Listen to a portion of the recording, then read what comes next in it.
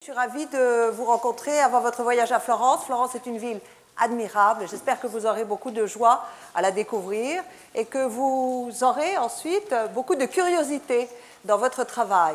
Et c'est en fonction de cette curiosité que j'ai préparé cette conférence qui est un peu différente de celle de l'année dernière, au cas où il y aurait des redoublants. Et donc, je vais vous montrer un certain nombre d'œuvres d'art. J'ai choisi 11 œuvres, mais à travers chacune de ces œuvres, je voudrais axer sur quelques points qui sont soit des notions de vocabulaire, soit des notions plus complexes que vous rencontrerez, je pense, dans la documentation qui vous sera nécessaire pour faire votre travail. Alors après, j'espère que j'aurai un petit temps pour pouvoir vous répondre à des questions si vous en avez. Alors d'abord, il faut que vous ayez à l'esprit que l'Italie du XVe siècle, ce n'est pas la France du XVe siècle. L'Italie du XVe siècle, c'est un État qui est morcelé. Et c'est pour ça que je vous ai présenté donc, cette image donc, qui vous montre qu'il y a 17 en fait, petits États qui se côtoient et qui sont en concurrence dans la péninsule italienne. Et ces États qui se côtoient se font aussi la guerre, mais ces États aussi, évidemment, qui sont divisés, ont en commun un amour pour les arts et le fait que justement ils soient en concurrence les uns avec les autres, fait qu'ils vont avoir une politique culturelle, comme on dit aujourd'hui, assez importante. Et que celui qui aura la plus belle cathédrale sera fier par rapport à celui qui en a une autre qui va immédiatement modifier la sienne, etc. etc. Donc ce morcellement rend favorable une émulation artistique. Ce morcellement, vous le voyez ici aussi sur cette carte de l'Europe. Regardez la France au XVe siècle. Vous voyez que c'est un grand territoire, un territoire uni. Regardez la Castille à la fin donc, de ce XVe siècle, l'Espagne à la fin de ce XVe siècle, qui réussit aussi à s'unifier. Et vous voyez que l'Italie reste divisée. Et elle va rester divisée jusqu'au XIXe siècle. Il n'y aura plus que 5 États, mais jusqu'au XIXe siècle, l'Italie sera divisée.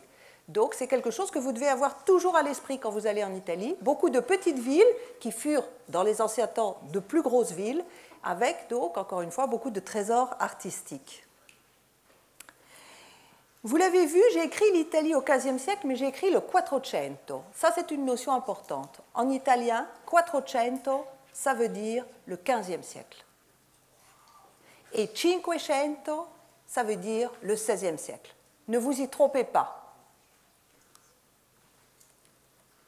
Et voici la Toscane où vous allez vous rendre, qui est donc un des États importants de cette Italie morcelée que vous avez vu en carte, la Toscane, l'ancien pays des Tuschi, c'est-à-dire des Étrusques.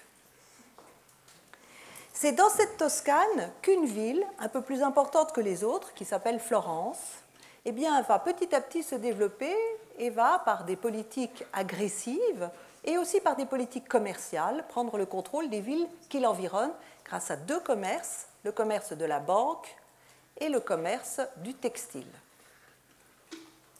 Quand on vous parle du commerce de la banque, vous pensez bien sûr à la banque comme aujourd'hui.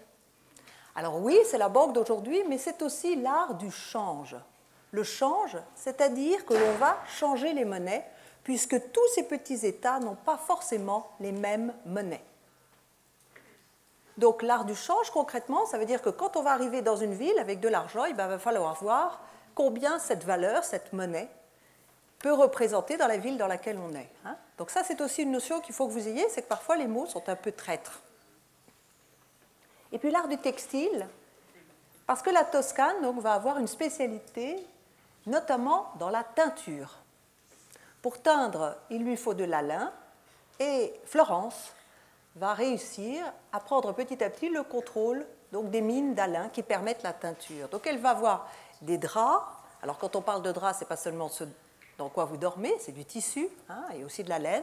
Et elle va s'occuper aussi de la teinture. Donc ces deux métiers, mais d'autres aussi vont être très importants et seront regroupés dans des corporations. Les corporations professionnelles, donc ces corporations professionnelles vont structurer la vie politique. À Florence, si vous voulez avoir une fonction, il faut être inscrit dans une corporation. Et les corporations s'appellent des arts. Des arts, ça veut dire un savoir-faire. Ça vous donne déjà une idée. Et il y a donc 7 arts majeurs et 14 arts mineurs. Des corporations qui regroupent à la fois les bouchers, mais qui regroupent donc aussi ceux qui travaillent dans l'art du change, les banquiers. Et voici un plan de Florence qui date de 1472. Et ce plan de Florence, il vous montre une ville dont l'enceinte est la 6e. Il y a eu donc 5 enceintes précédentes. Et cette enceinte restera en vigueur jusqu'au XIXe siècle, quand on va vouloir transformer ces grands boulevards en boulevards circulaires. Et vous voyez que l'Arno, qui divise donc la ville de Florence, l'Arno donc est parcouru par 4 ponts.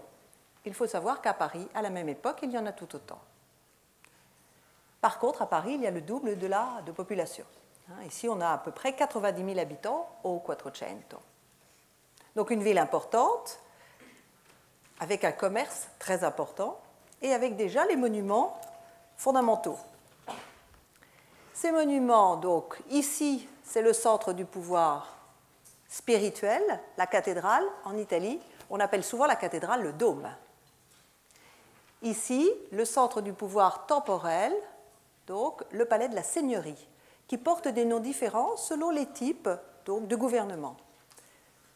Le palais des seigneurs, le vieux palais.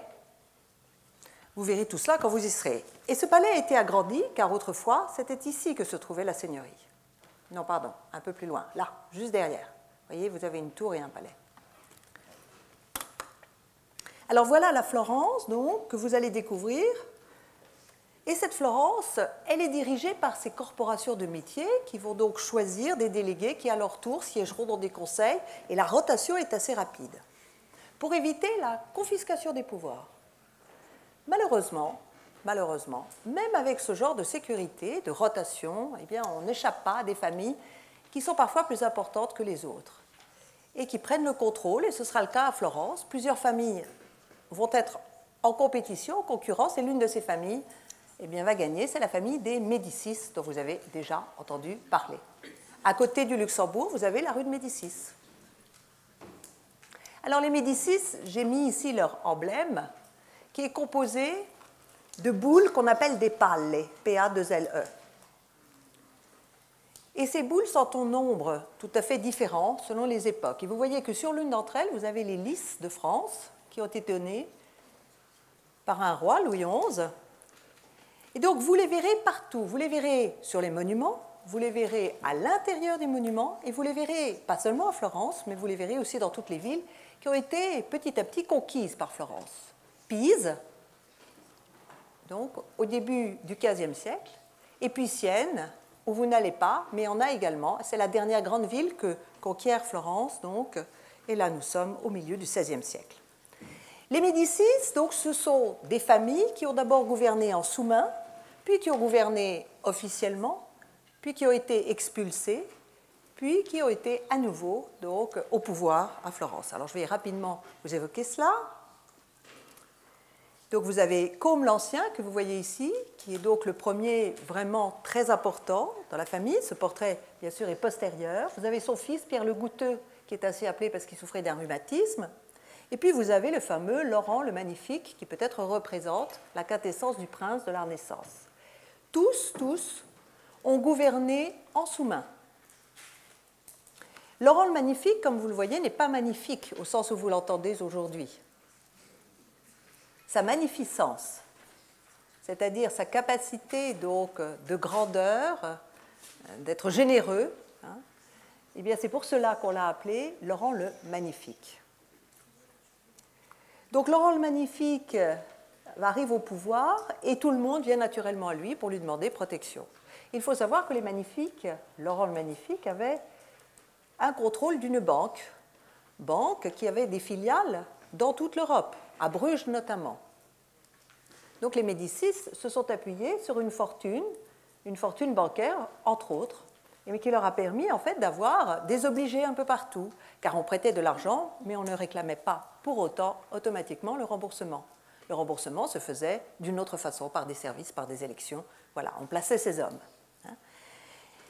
Donc là, nous sommes dans la seconde partie du Quattrocento, du XVe siècle. Et puis voilà qu'à la fin de ce siècle, les Français vont décider qu'une partie de l'Italie leur appartient, en l'occurrence le royaume de Naples, et ils vont faire ce qu'on appelle des descentes en Italie, c'est ce qu'on appelle les guerres d'Italie. Alors nous avons plusieurs rois de France qui sont partis guerroyer en Italie, et cela a provoqué la chute des Médicis. Pierre le Malchanceux est donc parti, il a été expulsé, c'est pour ça qu'on l'appelle le Malchanceux, parce qu'il avait laissé les troupes françaises traverser son territoire. Mais il ne pouvait pas faire autrement. Je vous ai mis ici une carte de ces guerres d'Italie, parce que vous connaissez tous certainement la date de la victoire de François Ier à Marignan. Quelle est-elle? 1515, très bien. Mais connaissez-vous la date de sa défaite à Pavie? 1525, c'est facile, vous ajoutez 10 ans. 1515, 1525, vous voyez? Mais tout cela a permis une chose importante, c'est que les rois de France ont découvert en Italie l'esprit de la Renaissance, la construction, les œuvres d'art, cette émulation artistique dont je vous ai parlé, ces artistes dont certains vont accompagner les rois en France, notamment ceux qui vont ensuite construire et décorer le château de Fontainebleau. Donc la Renaissance a été apportée à l'issue de ces guerres. Donc au début du XVIe siècle, le roi François Ier est défait à Pavie, c'est la fin des incursions françaises en Italie. Durant cette période, les Médicis ne sont pas restés au pouvoir. Ils ont été obligés de quitter Florence. Mais ils ne sont pas partis pour autant des postes. Ils ont été à Rome, où l'un d'entre eux est devenu pape sous le nom de Léon X. Vous le voyez ici. Il aimait beaucoup les enluminures, et là vous avez des besicles qui lui permettaient de les lire, et derrière, vous en avez un autre, Jules, qui sera aussi pape sous le nom de Clément VII. Avoir un pape dans une famille, c'était fondamental, parce qu'enfin, on pouvait aussi proposer donc des évêques et avoir des bénéfices à la fois d'argent, mais aussi de pouvoir, dans le pouvoir donc dit spirituel. Et la puissance de l'Église est considérable en Italie. Elle est considérable en Europe, mais elle est considérable dans les territoires italiens en tant que propriété foncière aussi. Donc là, vous avez un tableau de Raphaël dont on reparlera. Donc les Médicis ont aussi apporté à Rome bien, toute une série de fonctionnaires, et ces fonctionnaires, ils parlent la langue que l'on parle à Florence, c'est-à-dire le toscan. Et c'est ainsi que le toscan va devenir la base de la langue italienne. Autrefois, en Italie, on parlait beaucoup de langues qui étaient toutes issues du latin, mais toutes assez différentes. Donc, c'est grâce à l'arrivée des Médicis, entre autres, que finalement le toscan va se déplacer et aller ailleurs, notamment donc, à Rome et dans le Latium. Alors, la famille des Médicis va continuer, et après cette première branche, Côme, l'ancien, Pierre, père de la patrie ici, vous avez la deuxième branche, Côme dit Ier, qui prend le relais. Cette deuxième branche, je vous la montre quand vous irez aux offices. J'espère que vous verrez ces deux portraits. Donc, deux très beaux portraits du Bronzino, de Côme, et puis de Éléonore de Tolède, son épouse, avec un de leurs fils, Jean. Très beaux portraits. Ces portraits donc, sont faits dans les plus beaux costumes ou les plus importants ornements que possédaient les propriétaires. Éléonore de Tolède est ici représentée avec la robe avec laquelle elle est enterrée. On a découvert dans le tombeau donc cette robe, pour vous dire que c'était sa plus belle robe. Alors pourquoi est-ce qu'il a épousé une Espagnole? Eh bien, à l'époque, en Italie, l'Espagne est fondamentale et c'est elle qui dirige le royaume du Sud. Et puis Florence, évidemment, au fait de sa puissance, au milieu du XVIe siècle, a un artiste officiel. Cet artiste officiel s'appelle Giorgio Vasari. Dans le cadre de votre travail, vous aurez certainement affaire à lui. Giorgio Vasari est un Toscan. Il sait tout faire. C'est lui qui va agrandir le vieux palais pour construire les offices que vous allez visiter, qui sont au départ des bureaux. C'est lui aussi qui va écrire le premier récit, la première histoire de l'art, la vie, que vous voyez derrière, la vie des plus excellents architectes, peintres et sculpteurs italiens. Et en écrivant ce livre, en fait, il va dresser un très beau portrait de la création en Toscane et de la création à Florence. Et il va dire qu'à son époque, on assiste à la renaissance des arts. C'est lui qui va lancer ce terme de renaissance. Il va expliquer que c'est peut-être l'air ou c'est peut-être d'autres choses, mais à son époque, grâce à la succession des artistes florentins et toscans, eh bien, on assiste à une renaissance des arts. Et ce terme de renaissance est repris au XIXe siècle par Jules Michelet, et vous avez à côté de l'école la rue Michelet, et Jules Michelet va appliquer ce terme à toute la période. Mais c'est Giorgio Vasari qui explique que cette renaissance, elle culmine à son époque avec 3 grands maîtres, Léonard de Vinci, Raphaël d'Urbain et Michel-Ange. Et nous terminerons, si j'ai le temps, par ces 3 artistes. Alors on commence tout de suite par une œuvre de Giotto.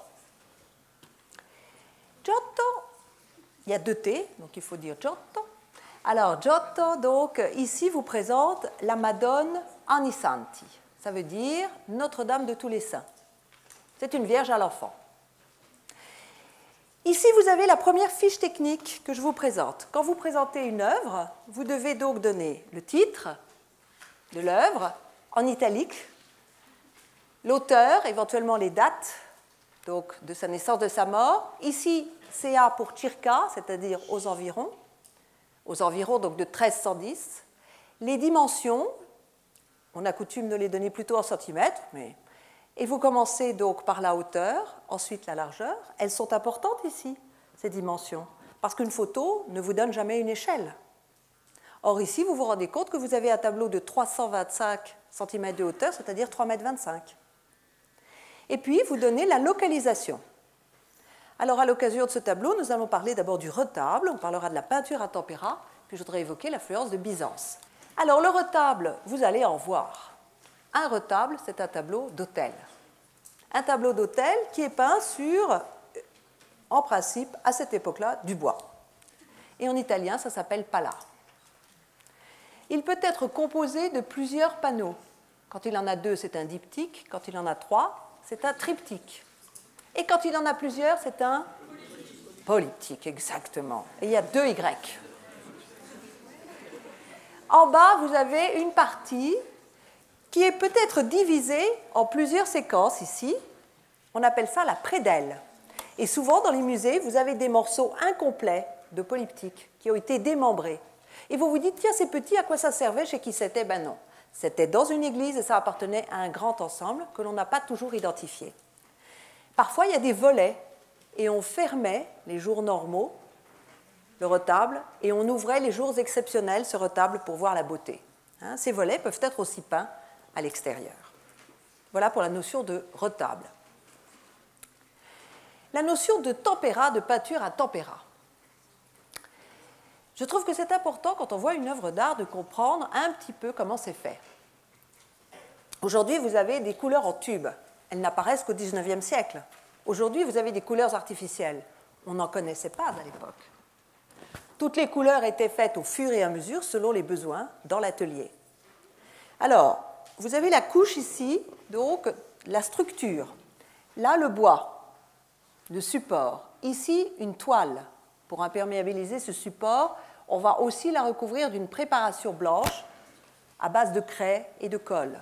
Au-dessus, vous avez la couleur, la couche colorée, et vous voyez qu'on a mis des ronds pour vous montrer qu'il s'agissait donc souvent de minéraux, parfois de végétaux aussi, que l'on va écraser et dont les grains peuvent être de grosseurs différentes, donc d'utilisation aussi différente selon la grosseur. Et puis en haut, on va mettre des glacis et des vernis. Voilà la composition d'une couche picturale. Et voici l'envers d'un panneau, d'un retable. Des parties verticales en général qui sont reliées les unes avec les autres par des papillons, mais il y a plusieurs techniques. Et puis ces bois, en Italie, à 70%, c'est du tilleul. Le bois doit être vieux parce que sinon il va jouer entre 5 et 10 ans. Et puis le bois donc, peut coûter très très très cher. Avec le cadre, pour certains tableaux, il peut représenter un tiers du prix. Donc les menuisiers sont très réputés. Et voici là, les ingrédients d'une peinture à tempéra. Vous pouvez même essayer d'en faire chez vous. Vous prenez un jaune d'œuf, vous prenez un pigment broyé et vous mélangez. Et puis vous verrez ce qui se passe si vous l'étalez, la façon dont ça sèche, la grosseur que ça a. Donc la peinture à tempéra, on appelle ça aussi une détrempe, c'est une peinture qui va avoir comme liant un œuf, souvent un jaune d'œuf, et comme diluant, donc en général l'eau qui est contenue dans le jaune d'œuf, il y en a beaucoup, ou éventuellement d'autres liquides. Le diluant en séchant s'évapore, mais le liant va rester et agglomérer donc les pigments. C'est clair? Pour le bleu, il y a beaucoup de pigments différents. Et le pigment le plus cher, qui est spécifié dans les contrats, c'est le lapis-lazuli. Le lapis-lazuli vient de loin, donc il coûte très cher. Donc on va dire, quand on doit utiliser du lapis-lazuli, parce qu'on devra à ce moment-là, eh bien évidemment, avoir des ingrédients plus onéreux, donc être payé davantage. Et voici l'épaisseur d'une couche picturale. Vous voyez que c'est très très fin, hein? Ce que je vous ai montré tout à l'heure, c'est ça, tout fin. Cette épaisseur de couche picturale, ici vous voyez l'or. Alors, l'or va avoir plusieurs fonctions. Il a une première fonction pratique qui est qu'il va renvoyer la lumière. Si vous illuminez quelque chose qui est en cuivre, vous verrez que la lumière est renvoyée. Mais l'or avait cette fonction de donner de la lumière. Et puis l'or, symboliquement, représente aussi la lumière qui émane du Christ, qui émane donc des personnes divines de la Vierge Marie. Je suis la lumière du monde, peut-on lire dans l'évangile de Saint Jean. Donc ça, c'est la fonction de l'or. Et vous voyez ici, vous avez donc des poinçons qui vont permettre parfois de poinçonner cet or. Et là, vous voyez la trace ici de la toile qui a été mise à l'intérieur, donc sous la couche picturale. Vous voyez ce tableau-là, ce qui est intéressant quand vous le regardez, c'est que vous pouvez déjà déduire de cette fente eh bien, que le tableau est composé de planches mises ensemble verticalement. Et donc les planches de bois ont bougé. Autre chose, vous voyez que la couche picturale est fissurée. Parfois, elle est fissurée de façon concentrique et on peut donc déterminer que certainement dans la planche, il y a un nœud dans le bois qui pose un problème. Bon, le vieillissement de la couche picturale, évidemment, on essaye de lutter contre ça avec des restaurations. Bon, c'est un sujet vaste et intéressant. Regardez la Joconde, qui est peut-être le tableau au monde le plus connu. Si la Joconde était restaurée, voici comment elle apparaîtrait. Et oui, c'est beau, hein? Eh oui. Oui. Vous voyez, vos grands-parents, mes parents, ont eu l'habitude de voir des tableaux qui avaient cette espèce donc d'opacité, qui était un peu beige, un peu foncé, et ils trouvaient ça très élégant. Et puis quand on a commencé à nettoyer la chapelle Sixtine de Michel-Ange à Rome, on s'est rendu compte que les anciens aimaient les couleurs éclatantes. Quand on a commencé à nous montrer, comme à Amiens, des devants de cathédrales éclairées, on s'est dit, toutes ces couleurs. Et là, notre œil a changé. Et aujourd'hui, quand vous allez dans un musée, vous aimez les couleurs. Et quand vous allez dans un musée et que vous voyez des tableaux qui ont été restaurés, en général, vous êtes très content. Et quand ils n'ont pas été restaurés, malheureusement, vous le voyez, vous les trouvez sales, vous les trouvez tristes, vous les trouvez gris. Et très souvent, c'est le vernis ou le glacis, parce qu'on a mis un peu d'huile parfois, qui a tourné, comme par exemple de l'huile de noix. Et là, l'huile de noix a jauni. Voilà. Alors, maintenant, reprenons notre tableau. Alors, Giotto, ici, dans la Madonna ai Santi, il apporte une grande nouveauté. Cette grande nouveauté, eh bien, c'est qu'il va se démarquer du style de Byzance. Byzance, je vous le rappelle, c'est le nom que l'on va donner à l'Empire romain d'Orient. Et cet Empire romain d'Orient a été, en Italie, important, parce que quand l'Empire romain d'Occident a disparu, au 5e siècle, eh bien, c'est l'Empire romain d'Orient qui a pris le relais pendant un temps. Et ils ont apporté une façon de peindre qu'ils ont laissée et qui existait encore, même à l'époque du XVe siècle, sous la forme de mosaïques. Et puis il y avait des icônes. Ici, je vous ai mis une petite icône, donc grecque, pour que vous voyez donc ce type de Madone, ce type de Vierge à l'enfant, et que vous vous rendiez compte que c'est le même type. On est d'accord? Mais seulement ici, elle a quelque chose de différent, cette Vierge à l'enfant. Regardez ce que va faire un Siennois, donc, quelque temps auparavant, 15 ans auparavant. Vous voyez qu'il est encore dans une Madone qui est très sinueuse, qui n'a pas beaucoup de modelé, qui n'a pas beaucoup de corps. On voit des lignes, mais on ne voit pas de présence physique importante. Je ne sais pas si vous le sentez. Est-ce que vous sentez ça? Oui? Et si vous regardez maintenant la Madone de Giotto, regardez comme elle a un corps, comme elle a des formes, des genoux, des seins, hein, comme elle a du volume. Donc, première innovation de Giotto, c'est donner du volume au corps. Deuxième innovation, c'est mieux rendre la profondeur. Ici, vous avez une profondeur. Vous voyez bien que le siège, le trône sur lequel est assise la Vierge, est en profondeur. Mais ce n'est pas ce qu'on appelle une perspective, c'est-à-dire une représentation cohérente telle que nous la voyons d'une profondeur. Tandis qu'ici, la profondeur est beaucoup plus cohérente. Elle n'est pas encore parfaite, mais elle est beaucoup plus cohérente. Donc ça, c'est les deux grandes innovations de Giotto au XIVe siècle. Toujours Giotto, un crucifix. Et là, je voudrais parler des sources, de la destination et d'Assoto in su. Donc Giotto s'est éloigné du modèle de Byzance, et on va le voir aussi ici, avec donc ce crucifix. Regardez ici, un crucifix grec, byzantin, que vous avez à gauche, et un crucifix fait par le maître de Giotto, qui s'appelle Cimabue. Vous voyez que c'est exactement la même disposition du corps, on est d'accord? Oui? Regardez le ventre. Est-ce que votre ventre est comme ça? Pas encore. Eh bien, par conséquent, vous voyez qu'on avait des conventions. Eh bien, là aussi, Giotto va s'écarter de ces conventions, et le Christ qu'il présente, vous le voyez là à côté de celui de son maître, est un Christ beaucoup plus crédible, beaucoup plus cohérent. Là aussi, le modelé est plus important, et quand vous vous approcherez peut-être de ce crucifix, eh bien, vous verrez qu'il y a des veines sur le corps qui sont bien dessinées. Ça, c'est une nouveauté. Alors, je voulais profiter donc de ces images pour vous parler des sources. Vous allez voir beaucoup d'art religieux, mais pas seulement, mais vous allez voir de l'art religieux. Et les sources, elles sont très simples. Vous avez l'Ancien et le Nouveau Testament qui composent la Bible. Vous avez les évangiles apocryphes et vous avez la légende dorée. Les évangiles apocryphes, ça veut dire tenus cachés. Ce sont des évangiles qui vont raconter ce que la Bible ne dit pas. Ce sont des évangiles qui vont raconter l'enfance du Christ et l'enfance de la Vierge Marie, sur laquelle le Nouveau Testament donc, ne dit mot. Et puis la légende dorée, c'est un livre écrit par un évêque, un dominicain, à la fin du XIIIe siècle, et qui va vous raconter la vie de plus d'une centaine de saints. Et tous les artistes, tous les artisans qui vont peindre les vies des saints, eh bien, vont devoir se pencher sur la légende dorée, qui est à l'époque un vrai best-seller. Alors maintenant, à côté de la source, je voudrais vous parler de la destination. Quelle est la destination d'une œuvre d'art? Eh bien là, en l'occurrence, ce crucifix, vous le voyez ici, dans cette fresque de Giotto, il est destiné à être mis en hauteur, penché au-dessus d'un jubé. Est-ce que vous savez ce que c'est qu'un jubé?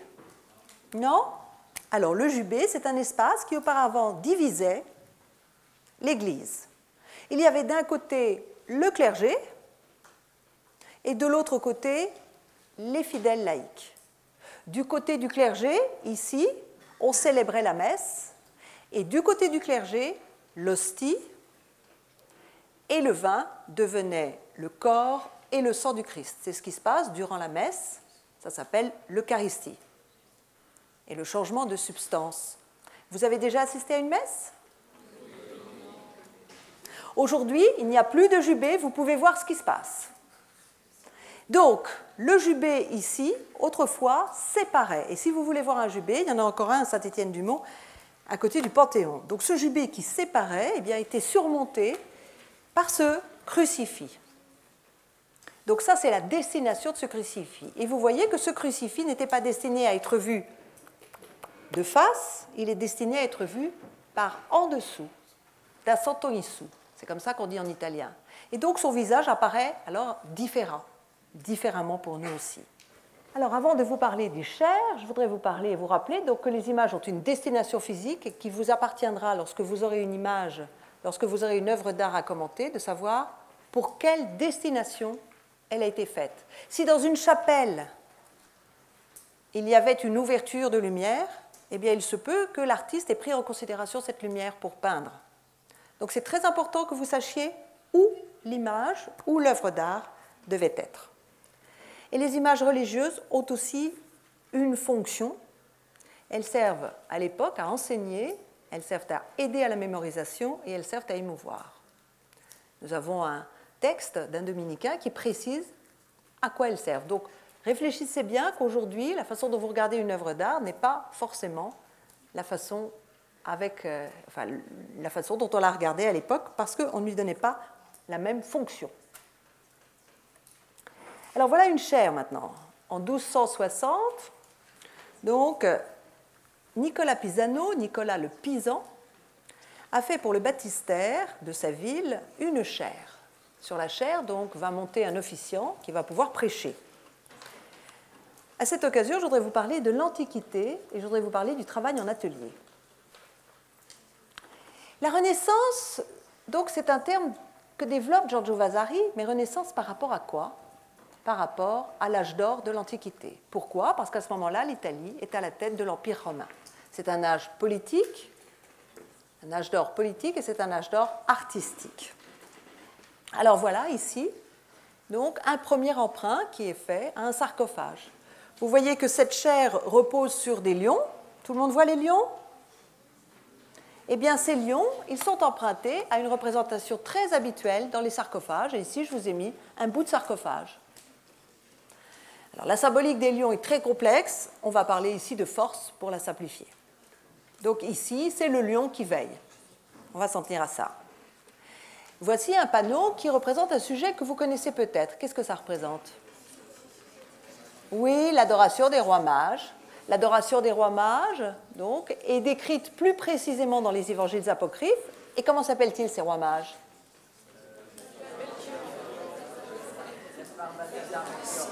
Voilà, Gaspard, Balthazar et Melchior.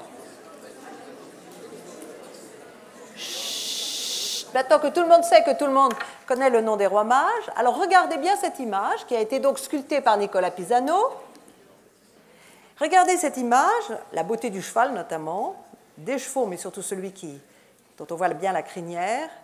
Et regardez maintenant ce sarcophage qui représente Phèdre et Hippolyte. Vous verrez que la Vierge qui est ici représentée avec l'enfant, c'est la Phèdre du sarcophage.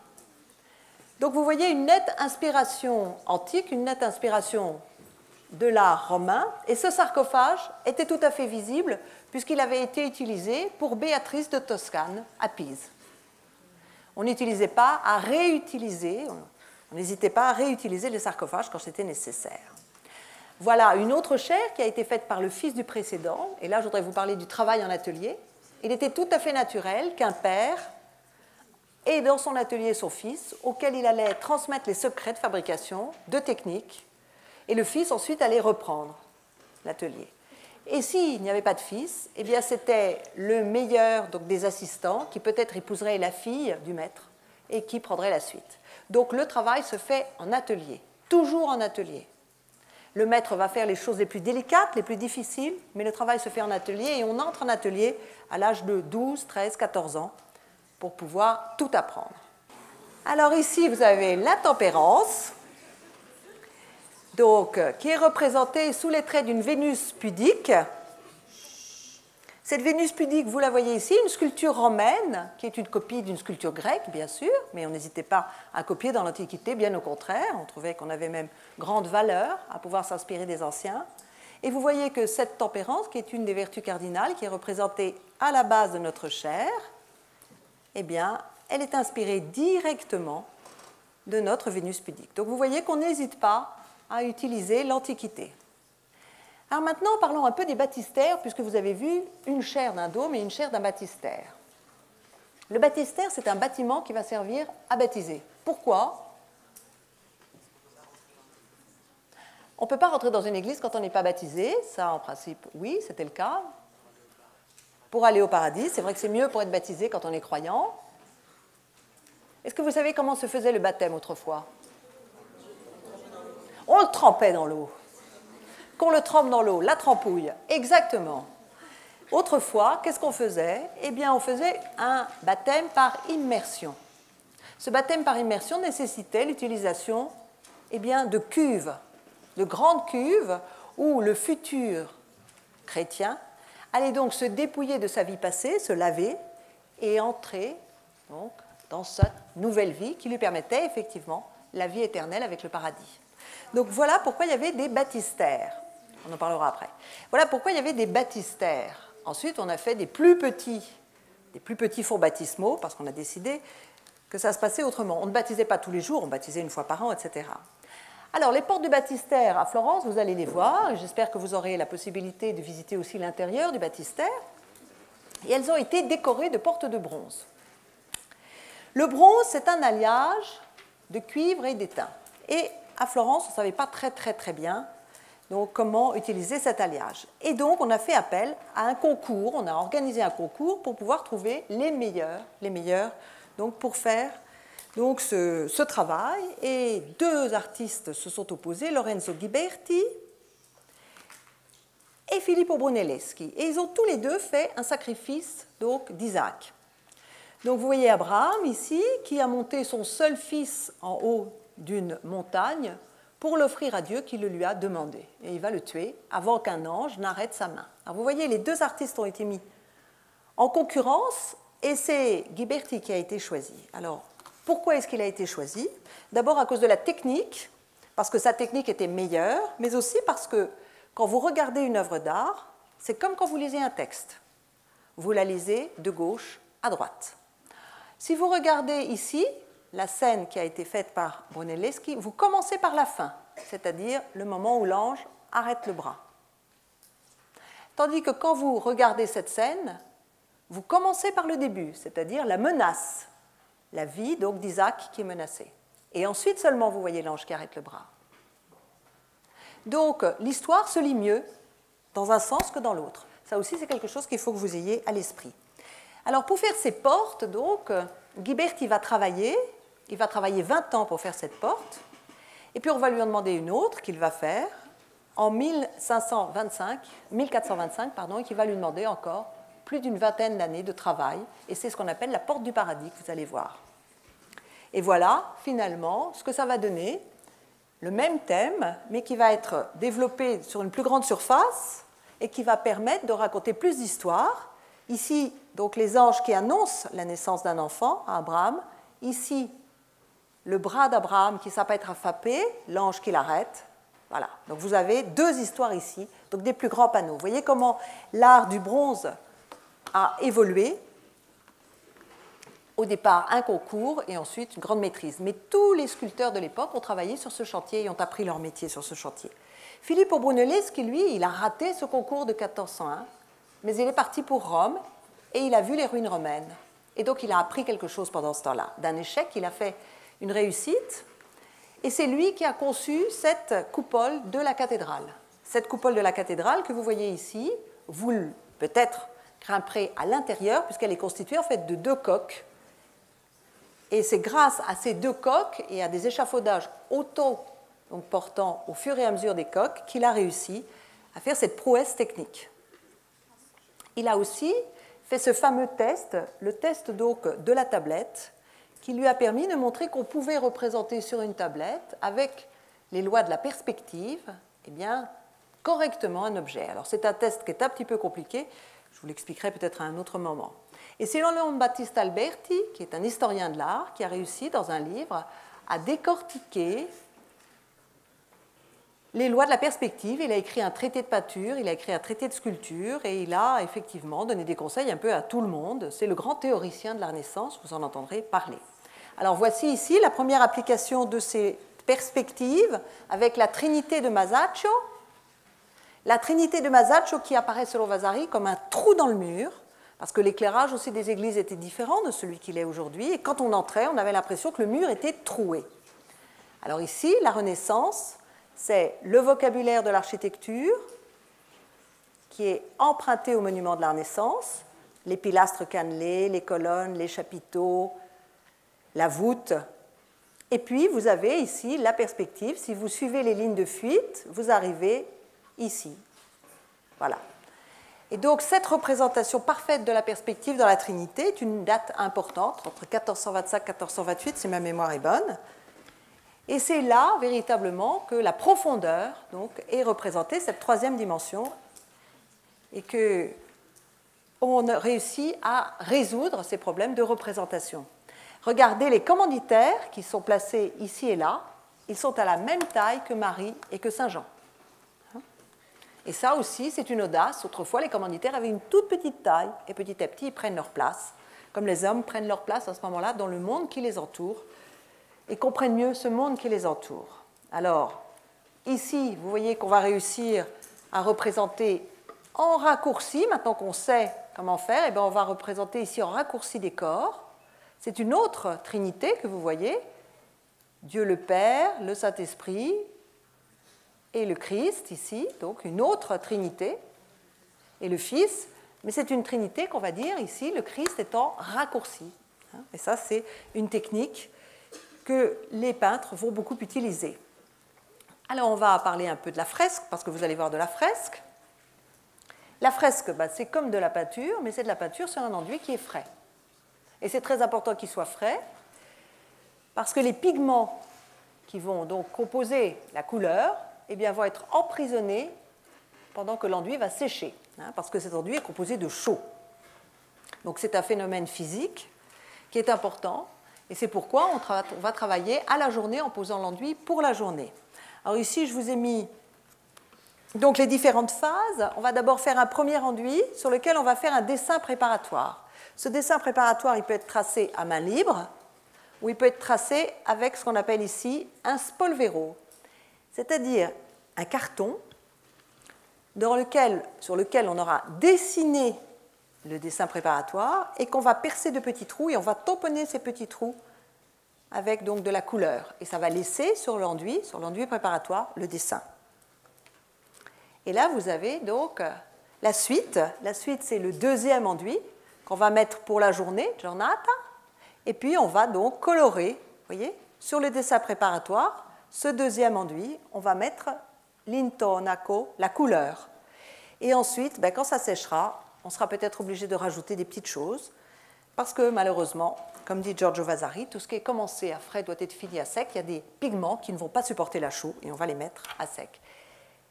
Ce qu'il faut que vous reteniez, c'est que la fresque se conserve très bien quand elle a été faite avec une bonne technique à frais, mais tout ce qui a été porté à sec, évidemment, n'est pas dans le mur à proprement parler, et donc va s'abîmer. L'or, certains bleus, etc. Regardez ici, l'enduit du bas est tombé, la fresque du bas est tombée, est resté le dessin préparatoire, tout le monde le voit? Ouais. Et par contre, au-dessus, l'enduit est resté. Le mur a eu un problème. Donc vous voyez ce dessin préparatoire, on appelle ça la synopie, c'est un terme aussi que je voulais que vous voyiez parce que vous allez le rencontrer. Alors on travaille à la journée, par exemple pour cette très belle annonciation de Fra Angelico au couvent San Marco, on a déterminé 11 journées. On met l'enduit pour la journée et tant qu'il est frais, on peut travailler. Et puis on ne peint pas tous les jours. Alors c'est pourquoi parfois vous allez voir, là je vous ai mis l'exemple de la Cappella Brancacci, peinte par Masaccio, dont vous avez le portrait, et bien ici on va vous dire 230 journées. Qu'est-ce que ça veut dire? Ça veut dire qu'on ne peint pas quand il pleut, on ne peint pas quand il fait mauvais, on ne peint pas forcément l'hiver, et ça veut dire qu'en fait on a déterminé 230 morceaux différents. On sait qu'il y a eu 230 journées qui ont été faites, donc d'abord entre 1423 et 28, puis ensuite il y a un autre peintre qui est intervenu plus tard. Donc voilà ce que ça signifie. Alors avec Donatello, le sculpteur de la Renaissance qui a travaillé aux fameuses portes du baptistère, je voudrais que vous voyiez le point de vue. Qu'est-ce que je veux dire par le point de vue? Eh bien, je veux dire que quand vous voyez par exemple ce Saint-Georges ici, qui a d'abord été fait en marbre et ensuite en bronze, eh bien vous devinez que le point de vue privilégié, c'est le point de vue frontal. Vous êtes d'accord? Il est fait pour être mis dans une niche, il le savait, donc il est fait pour que vous le voyez de face. Maintenant, regardez Judith et Holoferne. Alors, Judith et Holoferne, vous connaissez l'histoire de Judith et Holoferne? Non. C'est pas possible. Alors, Judith est une femme extraordinaire. C'est une veuve de Béthulie. Son récit, donc, doit servir pour toutes les femmes. Elle est très courageuse, elle est veuve. Et il y a un méchant, donc, Holoferne, qui est en train d'encercler son village, sa petite ville. Et donc elle va sortir le soir avec une servante. Elle a rempli une outre de vin. Elle est encore une très jolie femme. Elle va aller voir donc ce général Holoferne. Elle va l'enivrer. Et quand il sera suffisamment enivré, elle va lui couper la tête. Elle va lui couper la tête, elle va la mettre dans un sac et elle va la rapporter dans sa petite maison. Et le matin, eh bien, quand les officiers d'Holoferne rentrent dans la tente, ils trouvent Holoferne sans sa tête. Ils croient à de la magie, de la sorcellerie, et tous, ils s'enfuient, et le siège est levé, et la ville est sauvée. C'est une femme extraordinaire. Donc Judith et Holoferne est ici montrée au moment où Holoferne étant ivre, elle lui attrape les cheveux, elle lui soulève la tête, et elle va donc, avec son cimeterre, la lui couper. Donc, une femme extraordinaire, dont on vantait à l'époque les qualités, et qui est ici représentée pour servir de centre à une fontaine dans le jardin du palais des Médicis. Donc ici, est-ce que nous avons un point de vue privilégié? Prenez position. On peut la voir dans tous les sens. Et justement, Donatello a fait attention à ce qu'on puisse tourner autour, parce qu'on va tourner autour de cette fontaine. Vous comprenez? Donc quand vous avez une œuvre sculptée, dites-vous bien, est-ce que c'est fait pour être vu de face? Est-ce que c'est fait pour tourner autour? Est-ce qu'il y a un point de vue privilégié? Maintenant, parlons un peu avec Sandro Botticelli du changement. Il n'y a plus que... On a parlé d'art religieux, et là on va parler aussi d'art profane et de mythologie. Donc de nouveaux sujets vont apparaître durant la Renaissance. Le printemps, c'est un tableau très connu que vous allez voir. Regardez ces trois grâces, eh bien ça, elles viennent de statues de l'Antiquité que vous avez ici, les trois grâces que vous connaissez. Et à côté, je vous ai remis une Vénus pudique, et là, vous voyez la naissance de Vénus. Regardez la Vénus pudique, tout le monde la voit? Et vous voyez la naissance de Vénus, qui est portée par l'écume de la mer, qui est née de l'écume de la mer. Donc vous voyez que la mythologie, eh bien, est un nouveau sujet donc de la Renaissance, et il y a toujours ce retour à l'Antiquité, parce que la source de la mythologie, c'est aussi l'Antiquité. Et maintenant, venons-en à nos trois derniers artistes. Léonard de Vinci. Donc Léonard, comme son nom l'indique, est né à Vinci. Nous sommes en Toscane. C'est très important l'origine géographique de ces artistes, très important pour l'époque. Alors ici, vous avez une annonciation qu'il a faite quand il est dans l'atelier de son maître, qui s'appelle Verrocchio. Et avec lui, je voudrais vous parler du sfumato et de la perspective atmosphérique. Est-ce que vous avez déjà entendu parler de ces mots? Non, oui? Bon. Alors, Léonard de Vinci, il est né en 1452. Tiens, c'est une date assez qu'on connaît quand même. Donc, il a découvert quelque chose, c'est la représentation de l'air. Il a peint l'air. Et la représentation de l'air, en quelque sorte le brouillard, dans lequel il va placer ses figures, on appelle ça le sfumato. C'est un contour un peu flou des figures. Et puis, pour représenter le lointain, que vous voyez ici dans la Sainte Anne, la Vierge et l'Enfant, un tableau qui est conservé au Louvre, eh bien, il va, parce qu'il regarde dans la réalité, donc il regarde au loin, il s'aperçoit que dans les paysages qu'il regarde, finalement, le lointain a tendance à se confondre avec le ciel. Et donc, il va utiliser donc, des couleurs froides pour le lointain, et petit à petit, ces couleurs vont se confondre avec le ciel, c'est ce qu'on appelle la perspective atmosphérique. Donc, ce sont deux choses qu'il a développées, qu'il a mises au point, perspective atmosphérique et sfumato. Alors, je vous ai mis côte à côte une Sainte Anne, Vierge et l'Enfant, d'un côté, faite par Masaccio dans la première partie du XVe siècle, et cette Sainte Anne, Vierge et l'Enfant, faite au début du XVIe siècle, pour que vous voyez le travail qui a été effectué en 60 ans, 70 ans. Vous voyez qu'il y a un certain hiératisme, une certaine raideur, donc que dans le tableau de Masaccio et son maître Masolino, alors que chez Léonard, il y a beaucoup de douceur. Tout le monde le voit? Les volumes sont beaucoup mieux rendus. Vous voyez donc le chemin qui a été parcouru. Raphaël, autre grande gloire des arts, qui meurt très jeune, il n'a pas 40 ans, et qui, lui, n'est pas toscan, il est d'Urbain dans les Marches. Lui, il va développer beaucoup le thème du portrait. On a vu de la peinture religieuse, on a vu de la peinture mythologique, il faut voir aussi de la peinture profane, et de la peinture de portrait. La peinture de portrait, donc les portraits de Raphaël sont très connus. Et ces portraits avaient aussi la fonction parfois de représenter les personnes quand elles ne pouvaient pas se rendre quelque part, lors d'un mariage, lors d'une cérémonie. On a des portraits de papes qui étaient posés à la place où le pape devait être. Et on dit que le portrait était tellement ressemblant qu'il inspirait la crainte. Voici ici une Madone, la Madone du Prato donc, de Raphaël, que vous avez à droite. Et là aussi, je l'ai mise à côté de la Madone de Léonard de Vinci pour que vous voyez que c'est la même organisation en pyramide.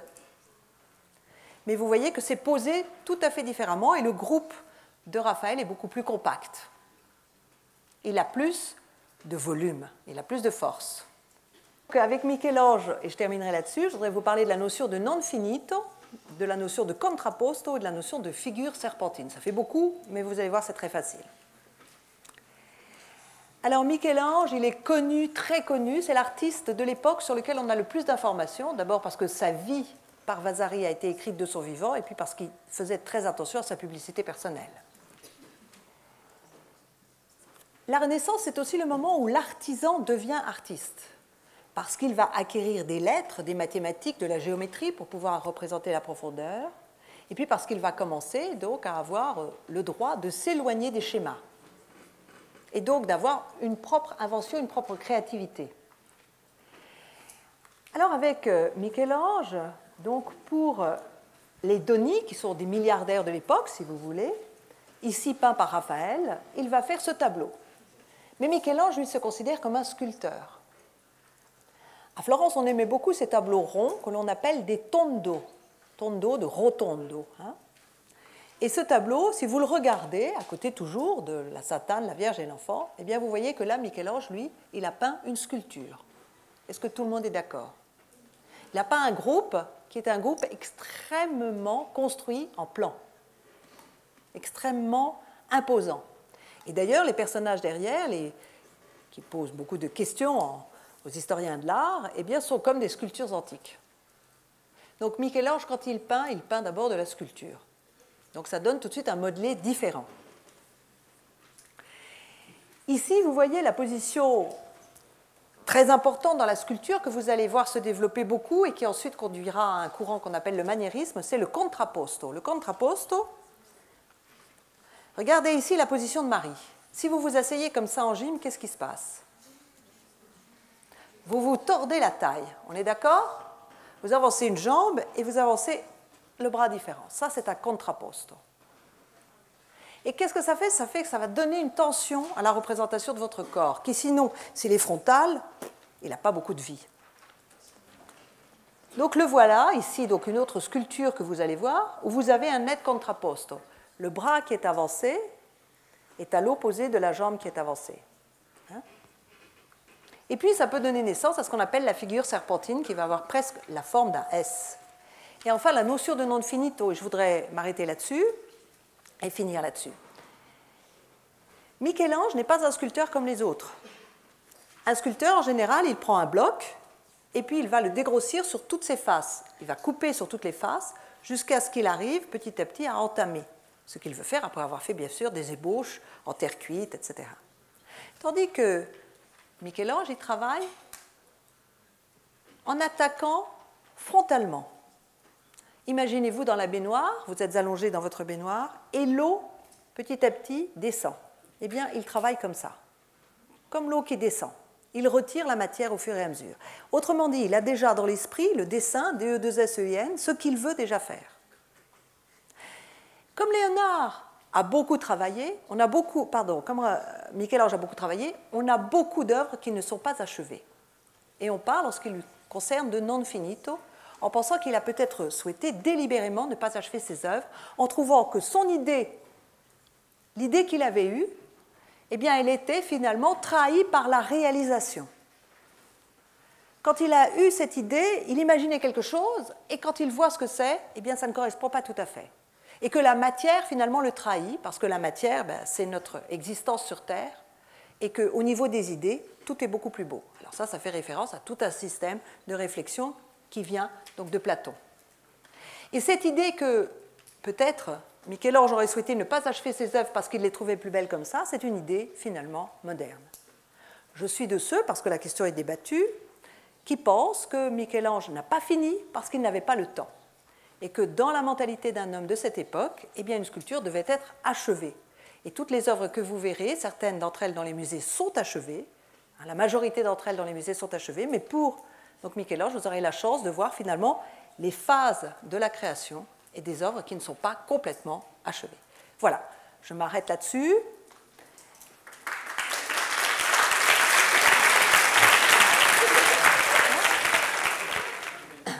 Oui. Quand vous avez parlé de restaurer les peintures, par exemple la Joconde, mais comment il les restaurer et repeigner, ou alors je ne sais pas comment faire. Comment est-ce qu'on fait la restauration? Oui. Alors, d'abord, la question de la Joconde est une question vraiment intéressante. Est-ce qu'un jour la Joconde sera restaurée? Il faudrait avoir beaucoup de courage pour ça, parce que la Joconde, c'est une icône, dans le sens où personne, ne tapez pas sur le micro, dans le sens où personne, on a toujours envie de taper sur le micro, mais dans le sens où personne ne prendra le risque d'un éventuel incident. Hein. Mais quand on assiste à la Joconde, j'ai eu la chance d'assister au nettoyage annuel de la Joconde, une fois par an. La Joconde donc, est décrochée, elle est posée. La conservatrice en charge de la Joconde vient avec des lunettes spéciales. On calcule donc l'état précisément du cadre, à savoir si les planches ont joué entre elles, et puis avec cette lunette, elle regarde l'état donc des vernis et des glacis. Les huiles, dans le temps, on pensait beaucoup que les artistes, quand ils peignaient à tempéra avec de l'œuf, ils n'utilisaient que de l'œuf, ils ne mettaient pas d'huile. Et Giorgio Vasari, qui malheureusement a écrit aussi beaucoup d'erreurs dans son livre, mais on le lui pardonne, et c'est normal, avait raconté que c'était les artistes du Nord, et notamment des Flandres, qui avaient apporté la peinture à l'huile.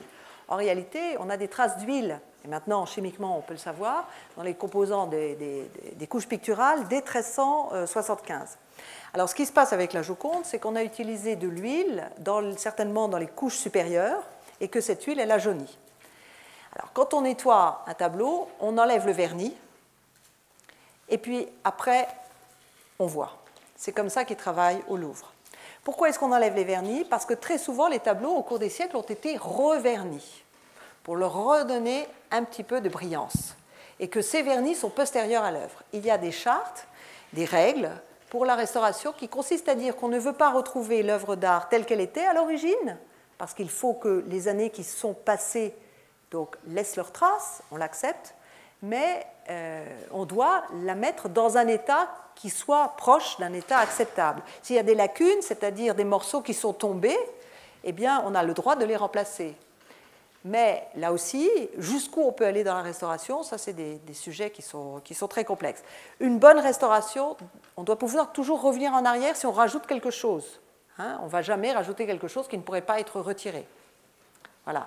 Dans l'histoire des fresques, ce que je veux que vous sachiez aussi, c'est que beaucoup de fresques que vous verrez sont des fresques qui sont in situ, c'est-à-dire au lieu pour lequel elles ont été faites, mais certaines fresques ont été détachées, parce que parfois le mur n'était plus assez en bon état, et que donc la couche picturale sur le mur risquait de tomber. Hein, je vous ai montré des images où la couche était tombée en partie.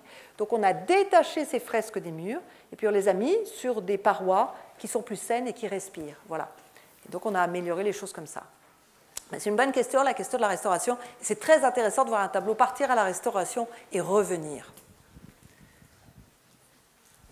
Une question, alors c'est une question peut-être qu'on pourra approfondir parce que c'est technique. La fresque, on a compris que ça se faisait très vite sur un enduit frais, oui. D'accord. Le pain travaille vite, la couleur est absorbée et c'est très stable.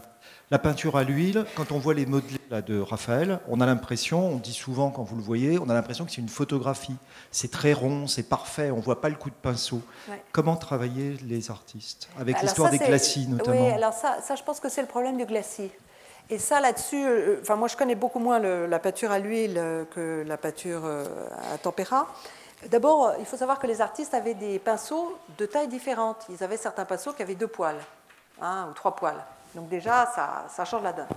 La peinture à tempéra demande une exécution extrêmement rapide parce que le jaune d'œuf sèche très très vite et ne permet pas la superposition. Tandis qu'avec la peinture à l'huile, eh bien, on peut superposer autant qu'on veut. Et en plus, on broyait, on utilisait des couleurs plus fines, dont le grain étant plus fin, donc se mélangeait mieux avec l'huile. Et puis, on utilisait aussi des gommes arabiques, enfin d'autres choses qui permettaient d'agglutiner en fait, ces pigments ensemble. On n'hésitait pas et on pouvait mettre autant de superpositions de couches que l'on voulait.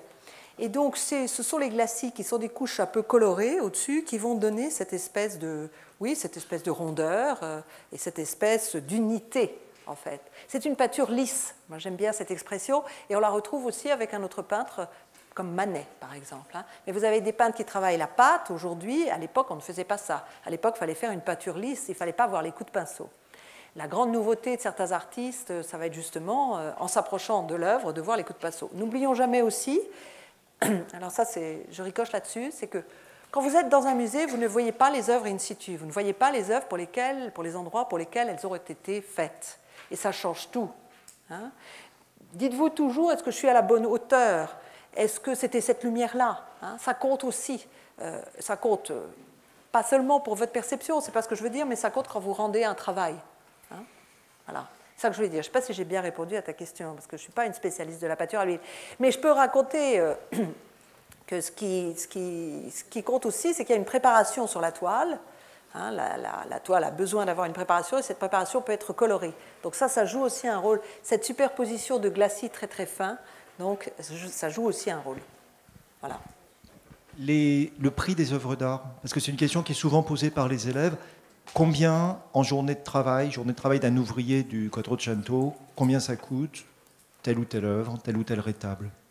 Alors ça, ce n'est pas une question à laquelle je peux répondre maintenant, c'est une question à laquelle je peux répondre quand j'aurai regardé mes fiches.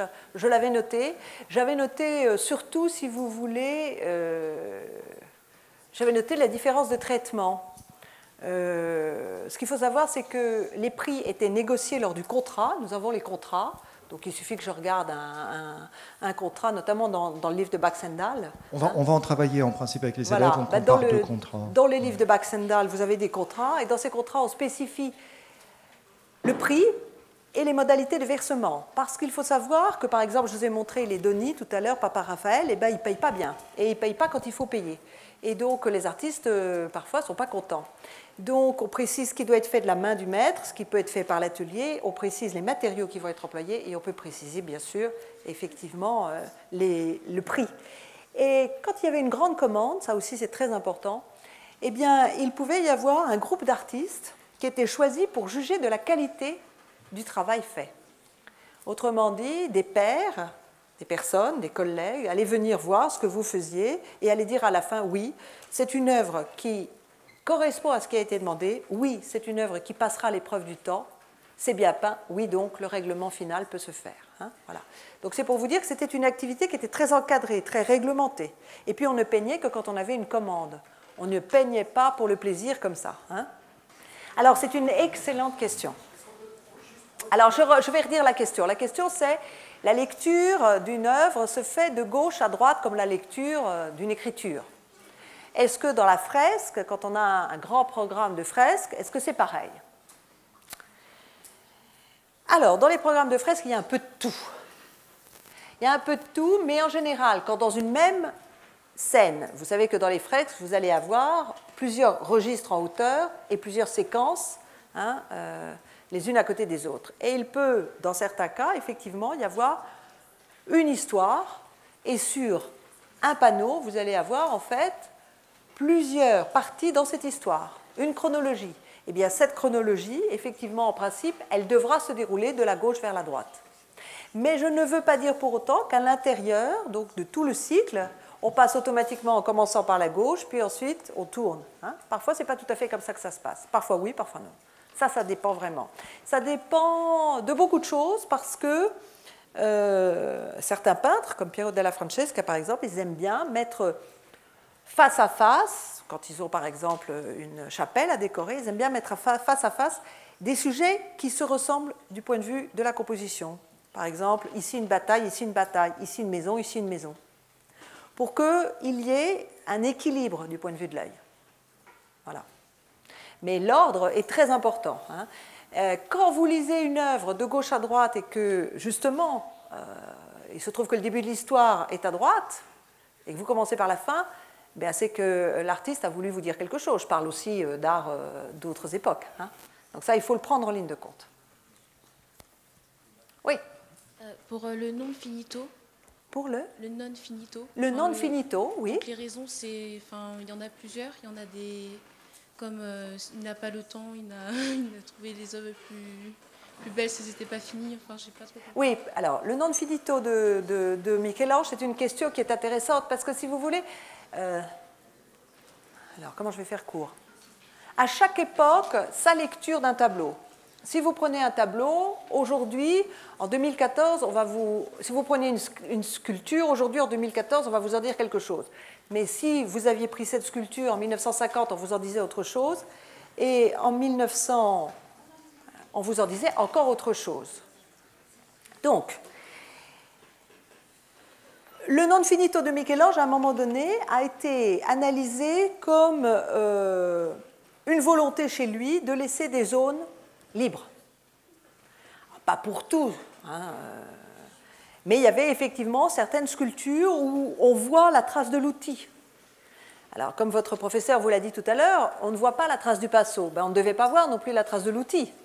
Et si on voit la trace de l'outil, est-ce que c'est volontaire, est-ce que c'est pas volontaire? Alors, oui, c'est volontaire à certains moments, mais dans les grandes surfaces, quand il y a vraiment des choses qui ne sont pas sculptées, c'est involontaire. C'est involontaire et c'est involontaire parce que il ne l'a pas souhaité. Je voudrais vous montrer, et il a été embarqué dans d'autres aventures qui lui ont donné beaucoup de travail. Parce que c'est lui qui fait, c'est lui qui sculpte. Hein, ce n'est pas quelqu'un d'autre qui sculpte avec Michel-Ange, c'est lui qui sculpte. Et c'est un peu ça d'ailleurs. Attendez, je voudrais vous montrer quelque chose. Le David, parce que finalement je ne vous ai pas parlé du David, mais je pense que c'est pas mal que je vous montre quelque chose. Ben, vous voyez, le David, il est terminé. Il lui manque des choses parce qu'il y a des choses qui ont été abîmées, mais il est terminé. Par contre, il a eu des contraintes. Il a eu des contraintes parce qu'il avait un bloc de marbre déjà qui était là, qu'on lui a donné, et il n'avait pas assez pour faire les épaules. Donc les épaules ne sont pas parfaites. Par contre, ici, vous voyez bien qu'il a laissé beaucoup de pierres qui doivent être tirées. Hein?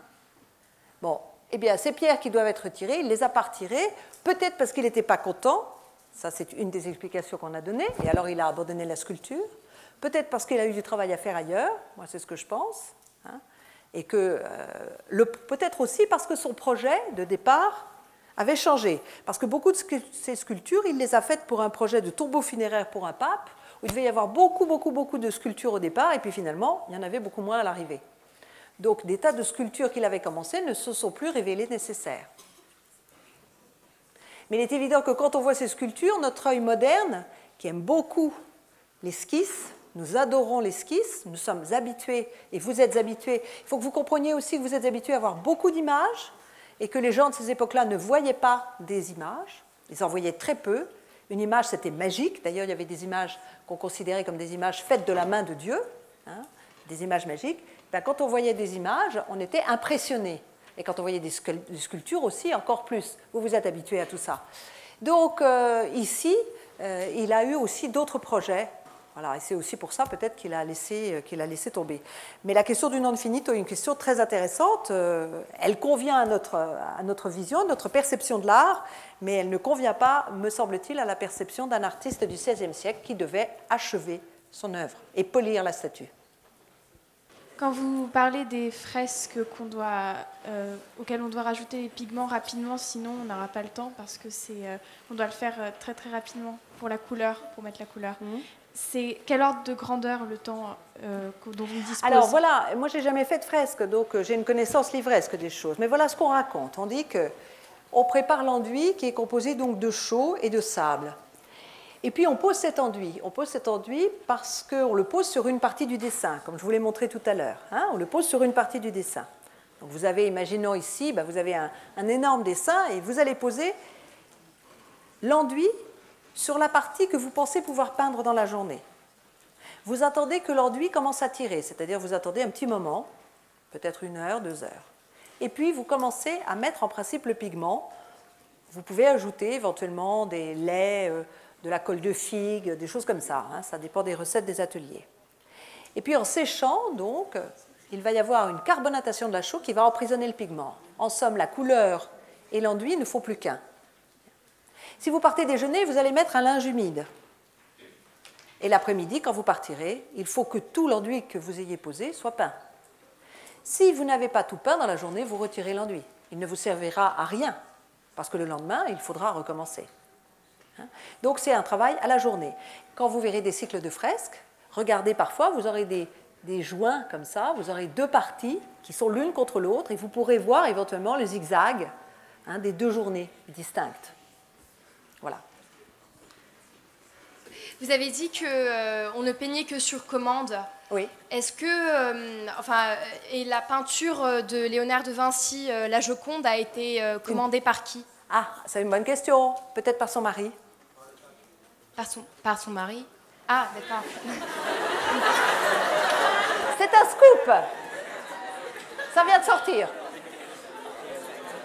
Cela étant, c'est certainement exact. Voilà, on n'est pas sûr de l'identification. Voilà ce que j'ai mis. On n'est pas sûr de l'identification. On pense qu'il s'agit du portrait de Lisa Gherardini, florentine, épouse de Francesco del Giocondo, qu'on appelle Mona Lisa, Mona pour Madonna, la Gioconda ou la Joconde. Mais on n'est pas sûr de cette identification. Voilà.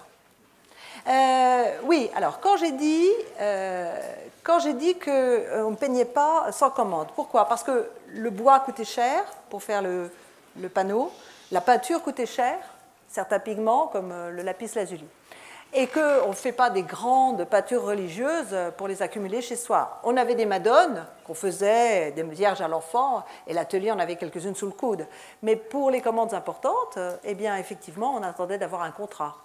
On dessinait pour son plaisir, bien sûr. On avait ce qu'on appelle un portefeuille, c'est comme ça que Vasari l'appelle, un portefeuille de dessin sur lequel on dessinait, on croquait, on avait des solutions, des compositions pour certains sujets, des descentes de croix, des nativités, etc. Mais on attendait pour peindre d'avoir une commande ferme, parce que les matériaux coûtaient très très cher. Voilà. Je vous en prie. D'autres questions? Eh bien, je vous remercie beaucoup pour votre attention, j'étais ravie.